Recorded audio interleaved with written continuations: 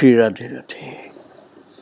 भक्तों, जिज्ञासा किसी भी व्यक्ति को यदि हो जाए तो उसी को जिज्ञासु कहा जाता है। और यदि वो जिज्ञासा उसकी आत्मज्ञान या ईश्वरीय ज्ञान या दिव्य ज्ञान की ओर बढ़त जाए तो मुमुक्षु हो जाता है और वो विद्या की तरफ बढ़ता है, अविद्या की तरफ नहीं। गंदे खान पान, गंदे आचरणों से पूर्ण रूप से दूषित ऐसे लोगों की जो विद्या होती है उसमें अविद्या अधिक होती है। इसलिए कितना ही कहा गया, लेकिन उड़िया बाबा महाराज जो आर्तत्राण उस समय कहे जाते थे, बालक जब थे, उन्होंने अंग्रेजी नहीं पढ़ा। बोले मुझे नास्तिकों की विद्या नहीं पढ़नी है, मुझे ईश्वरीय विद्या पढ़नी है जो भगवान की तरफ ले जाए। हमें नास्तिकों वाली विद्या नहीं पढ़नी, न गंदा खान पान वाले को विद्या पढ़नी। और वास्तविक विद्या की प्राप्ति के लिए गुरुकुल खोजते खोजते एक घनघोर जंगल को पार करके एक ऐसी जगह पहुंचे थे जिसको बाल्यावेड़ा कहा जाता था। वहां राजा कृष्णचंद्र की एक पाठशाला थी, उसमें भर्ती हो गए।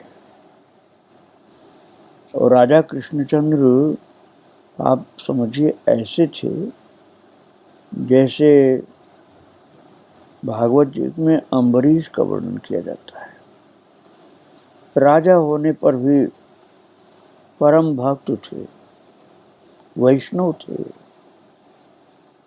एक मंदिर था वहाँ गोपीनाथ भगवान का, वे उस मंदिर में प्रभु की सेवा स्वयं करते थे। राजा साहब स्वयं ही पुष्प और तुलसी दल चयन करने तथा अपने हाथों से फुलवारी और तुलसी वन को सींचना, ये राजा का नित्य कर्म था, नित्य की सेवा थी उनकी।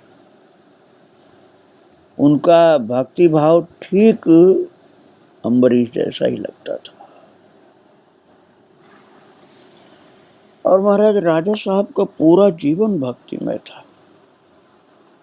तो बालक आर्तत्राण बहुत प्रभावित हुए महाराज से और पाठशाला में भर्ती होकर विद्याध्ययन के साथ भागवत भक्ति की सरस माधुरी का भी आस्वादन करने लगे। और राजा साहब जब कुछ वृद्ध हुए तो अपने पुत्र को राज्य का भार सौंप करके स्वयं कुटीचक सन्यासी जैसा जीवन व्यतीत करने लगे। उन्हीं दिनों में एक वृद्ध ब्राह्मण उनके पास कुछ धन पाने की लालसा से आया है। और उस समय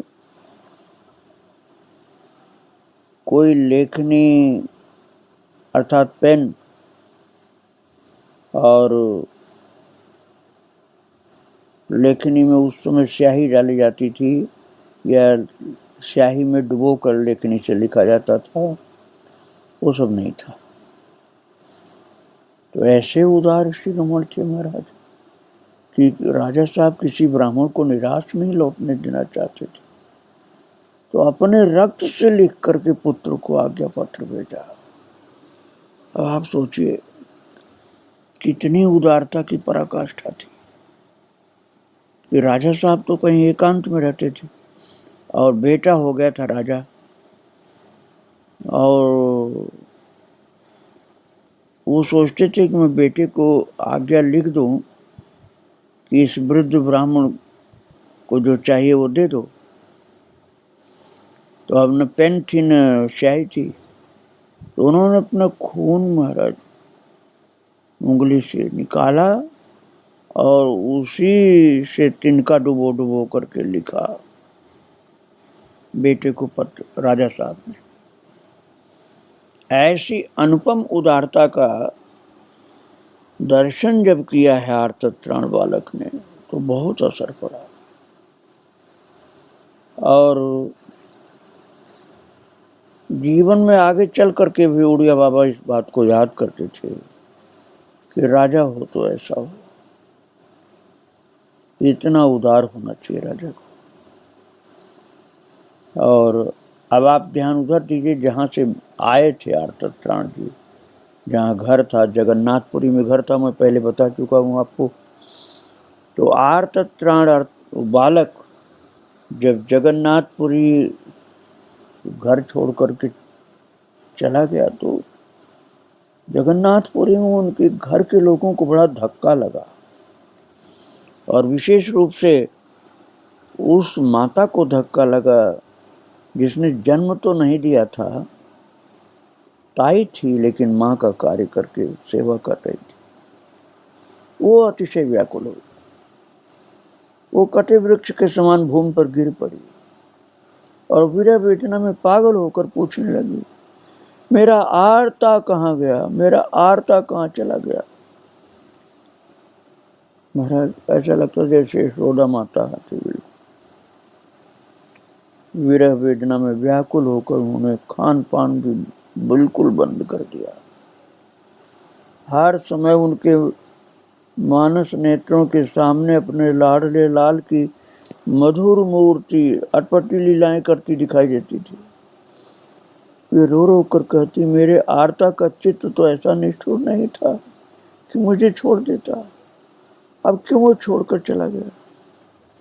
वो तो बड़ा सुकोमल चित्त था, अब कैसे वज्र का हृदय बना लिया उसने। इधर मानस नेत्रों को ताई की ये रुदन करती मूर्ति स्पष्ट भासती थी बालक को।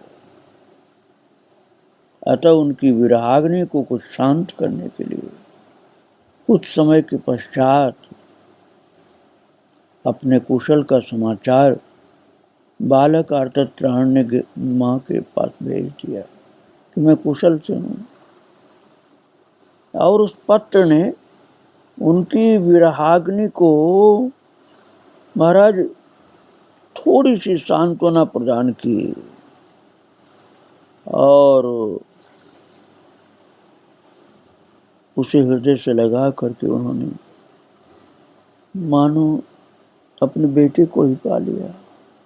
इतना प्रसन्न हुई पत्र पाकर। फिर घर वालों ने भी पढ़ने की स्वीकृति दे दी अपने बेटे को, आर्तत्राण को। तो समझ गए बच्चा पढ़ने के लिए बहुत इच्छुक है, ये पढ़ना नहीं बंद कर सकता है। तो घर वालों ने पढ़ने की स्वीकृति दे दी और ये कह दिया कि कुशल पत्र कभी कभी भेज दिया करो, नहीं तो तुम्हारी माँ जो है पालिका माँ, ये जिंदा नहीं रहेगी। तब मन लगा करके पढ़ने लगे आर्तत्राण, और 1.5 वर्ष में सारस्वत चंद्रिका समाप्त कर दी। फिर व्याकरण के अन्य ग्रंथों का अध्ययन करके काव्य शास्त्र पढ़ने लगे। काव्य में इनकी रुचि थी, अच्छी रुचि थी, थोड़ी कविता भी करने लगे। इस प्रकार 5 वर्ष तक अध्ययन करके काव्य तीर्थ परीक्षा में उत्तीर्ण हो गए।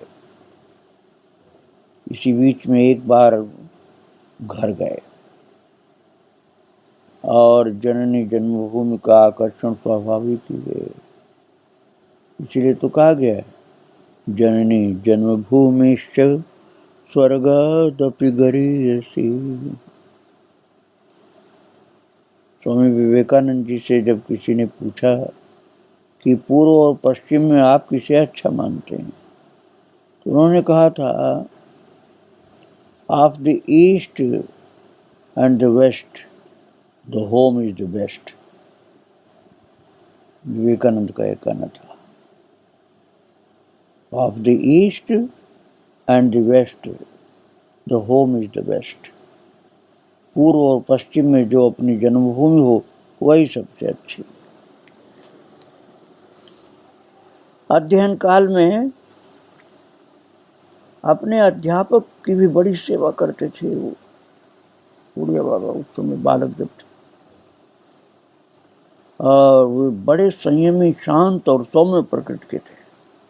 खाने पीने में उनकी स्वाद पर कोई दृष्टि नहीं थी। बिना नमक का भोजन भी बड़ी रुचि से कर लेते थे। जो इनके अध्यापक भी थे, इतने अच्छे तो अध्यापक थे इनके कि बिना नमक का भोजन भी बड़ी रुचि से खा लेते थे, और विद्यार्थियों पर कभी खींचते नहीं थे। यदि किसी ने कोई त्रुटि कर दिया है तो दूसरे समय बड़ी शांति से समझा देते थे, गुस्सा नहीं करते थे। और उड़िया बाबा बाद में बताया करते थे कि मैंने अपने उन गुरुकुल के अध्यापक की सेवा करते करते ही सब कुछ प्राप्त कर लिया था। विद्यार्थी जीवन में सभी के साथ हिल मिल करके रहते थे। किसी से किसी प्रकार की त्रुटि होने पर भी क्रोध नहीं करते थे। एक बार गणेश पूजन के समय ऐसी घटना हुई कि जिससे क्षमा वृत्ति सभी पर प्रकट हुई उनकी। पाठशाला में गणेश चतुर्थी पर गणेश पूजन की प्रथा थी। उस दिन विद्यार्थी लोग पूजन के लिए स्वयं पुष्प चयन करके लाते थे। उस समय प्राय कोई रोक टोक नहीं करता था। एक बार कई साथियों के साथ एक ईसाई के बंगले में पुष्प चयन करने के लिए गए। तब बगीचे के रखवालों ने डांटते हुए सबका पीछा किया, और उनके पहुंचने तक और सब विद्यार्थी तो भाग गए, किंतु महाराज यही रह गए बस। और उन रखवालों ने गाली गलौज करते हुए पकड़ लिया इनको, पीटने लगे। और बगीचे के मालिक ने भी आकर के अपमानित किया, परंतु दुखी नहीं हुए, न पश्चाताप हुआ। इस बात से प्रसन्नता हुई कि और सब विद्यार्थी तो ताड़ना से बच गए, और किसी को तो नहीं मार पड़ी, केवल मुझे ही तो पड़ी है। इस बात की प्रसन्नता हुई। और पुष्प भी सुरक्षित पहुंच फूल लेकर आए। अब आप देखो भक्तों, यदि इनकी प्रकृति दैवी नहीं होती, सामान्य प्रकृति के होते, तो सोचते महाराज कि अरे मैं भाग नहीं पाया, और सब पीटे नहीं, केवल मैं ही पीटा। वे दैवी प्रकृति नहीं होते तो सोचते कि वो भी पीटते तब तो ठीक था, हम अकेले क्यों पीटे। लेकिन खुश हुए कि सब बच गए पीटने से। मैं पिट गया तो क्या हुआ, अकेले ही तो पिटा हूँ, और सब बच गए, बहुत अच्छा हुआ। ऐसी प्रकृति महाराज, क्षमा की मूर्ति। जब काव्य तीर्थ परीक्षा की तैयारी कर रहे थे तो एक कटक का रहने वाला विद्यार्थी था, गंगाधर मिश्र। वो इनको अच्छा लगता था, इसलिए उससे बात कर लेते थे। तो कटक का रहने वाला जो विद्यार्थी था गंगाधर मिश्र, वो बहुत प्रतिभाशाली था और सौम्य प्रकृति का विद्यार्थी था। इसलिए उसके गुणों के कारण उड़िया बाबा, जो उस समय आर्तत्राण विद्यार्थी थे, वो उस बच्चे को चाहते थे कि ये बहुत अच्छा है। जलन वाली बात नहीं थी। आप ये समझ लीजिए, कई लोग अच्छे गुण वाले जब नहीं होते, साधारण होते हैं या खराब होते हैं, तो अपने से अच्छे से जलन करते हैं। लेकिन उड़िया बाबा का स्वभाव तो बहुत ही अच्छा था ना। वो अपने से अच्छे वालों से जलते नहीं थे, बहुत प्रसन्न होते थे। वे कक्षा में प्राय सर्वप्रथम आता था वो विद्यार्थी। और वो कटक वाला विद्यार्थी आयु में आर्तत्राण से बड़ा था। अतः वो इनको अपना छोटा भाई मानता था और ये उसको अपना बड़ा भाई मान करके आदर करते थे। मित्रता में आदर का ध्यान रखते थे कि मुझसे बड़े हैं। उड़िया बाबा उस मिश्र को, जो विद्यार्थी कटक वाला था, उसको अपना बड़ा भाई मान करके आदर करते थे। और वो किसी कार्यवश मेदिनीपुर गया। वहां हैजे से 4-5 घंटे में उसका देहावसान हो गया। उसकी इस आकस्मिक मृत्यु का बालक आर्तत्राण पर बहुत प्रभाव पड़ा। उस पर मृत्यु, रोग और प्रियजन के विछोह की भीषण जो प्रभाव था वो इनके ऊपर आया। तो अनुभव हुआ आर्तत्राण को इस संसार में जहाँ स्नेह का बंधन होगा वहाँ रोना पड़ेगा, क्योंकि उसके विछोह से बालक आर्तत्राण रोने लगा। उड़िया बाबा को ज्ञान बहुत जल्दी होता था ऐसी घटनाओं से। तो उन्होंने देख लिया कि जहाँ स्नेह का बंधन होता है वहाँ रोना पड़ता है। और मैंने इस बच्चे से प्रेम किया था बड़ा भाई मान करके, और इसकी मृत्यु पर मुझे रोना पड़ रहा है। तब फिर सारा संसार इनको नाशवान और नीरस प्रतीत होने लगा। कहा करते थे कि जैसे बुद्ध देव को एक वृद्ध देख करके सारा संसार दुखद और असार दिखाई दिया था, एक रोगी को देख करके जैसे सारा संसार रोगी जान पड़ा था, एक मुर्दे को देख करके सभी जीव काल के गाल में प्रतीत होने लगे थे, उसी प्रकार दिखना ही सच्चा वैराग्य है। उस समय यही वैराग्य बालक आर्तत्राण के जीवन में जागृत हो गया। और बस तब से सभी के संसर्ग से दूर रह करके उदासीन वृत्ति से रहने लगे। सन्यासी का लक्षण तो बचपन में ही आ गया। और राजा कृष्णचंद्र जो थे, जो कि बहुत भक्त थे, जिनकी पाठशाला में पढ़ते थे, वो कृष्णचंद्र जी के जो शिव बाबू और नटवर बाबू, ये 2 मंत्री थे उनके, और दोनों सहोदर भाई थे और बड़े ही विचारवान और विद्वान। वेदांत में उनकी निष्ठा थी। विद्यार्थियों के प्रति दोनों की ही बड़ी सहानुभूति और प्रीति थी। ये दोनों मंत्री जो थे राजा के, ये बहुत अच्छे थे। सबसे सहानुभूति, सबसे प्रेम था इनका। विद्यार्थी भी कभी कभी उनके सत्संग में सम्मिलित होते थे। एक बार नटवर बाबू ने तीर्थ यात्रा के लिए जाते हुए सब विद्यार्थियों से कहा, मैं लौट आया तब भी तुम्हें मिठाई मिलेगी, और नहीं लौटा तब भी मिठाई मिलेगी।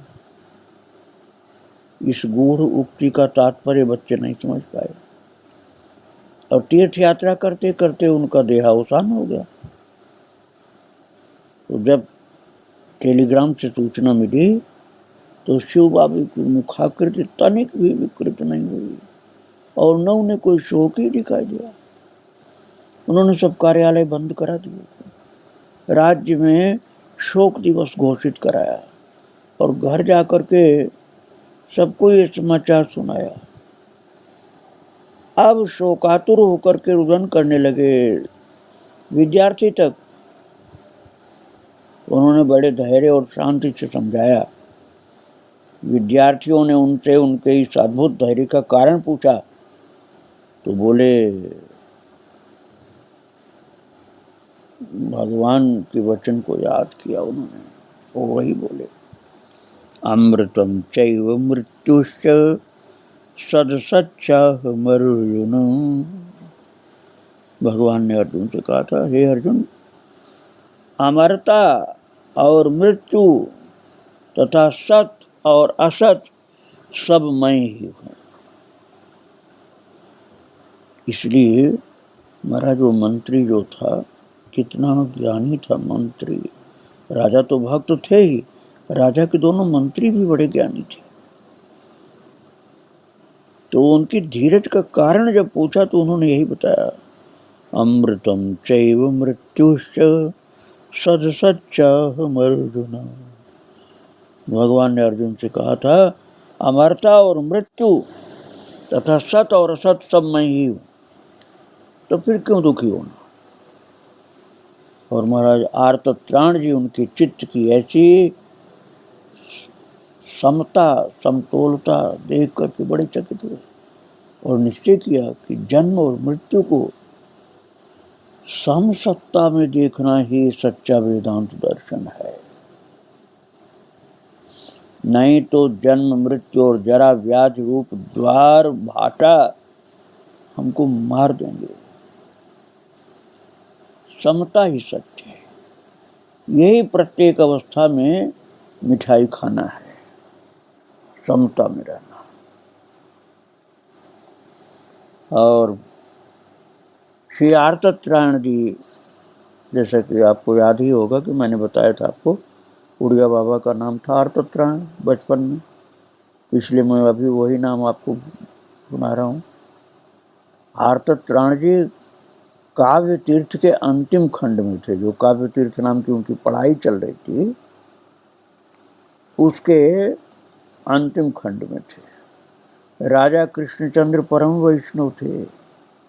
वे भगवान गोपीनाथ के उपलक्ष्य में कार्तिक शुक्ल नवमी से पूर्णिमा तक एक वार्षिक उत्सव किया करते थे।